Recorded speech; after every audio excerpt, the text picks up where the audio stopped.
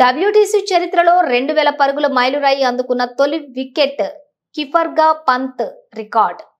Perth టెస్టులో 37 పరుగులతో పర్వాలేదనిపించిన star batter Pant స్థానంలో పాకిస్తాన్ కెప్టెన్ మహమ్మద్ రిజ్వాన్. ప్రతిష్టాత్మక బోర్డర్ గవాస్కర్ ట్రోఫీలో భాగంగా పెర్త్ వేదికగా జరుగుతున్న తొలి టెస్ట్ మ్యాచ్ ఆసక్తికరంగా మారుతోంది. తొలి ఇన్నింగ్స్ లో భారత్ 150 పరుగులకు, ఆతిథ్య ఆస్ట్రేలియా 104 పరుగులకు ఆలౌట్ అయ్యాయి.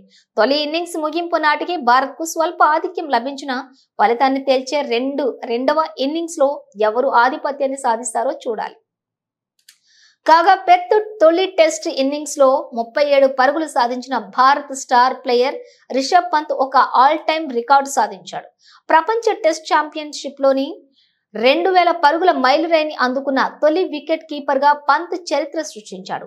డబ్ల్యూటీసీ చరిత్రలో ఈ ఫిట్ సాధించినటువంటి ఏకైక క్రికెటర్ పంత్ కావడం విశేషం. ప్రస్తుతం 2034 పరుగులతో డబ్ల్యూటీసీలో అత్యధిక పరుగులు సాధించిన వికెట్ కీపర్ గా కొనసాగుతున్నాడు.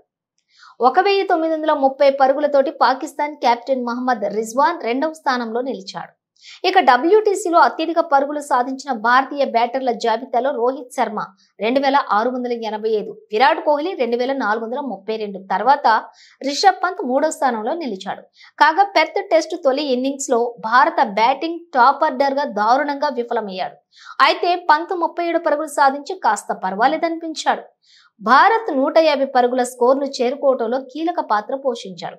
అరంగేట్ర ప్లేయర్ నితీష్ కుమార్ రెడ్డి కూడా 41 పరుగులు సాధించడంతో భారత్ గౌరవప్రదమైన స్కోర్ ని అందుకుంది.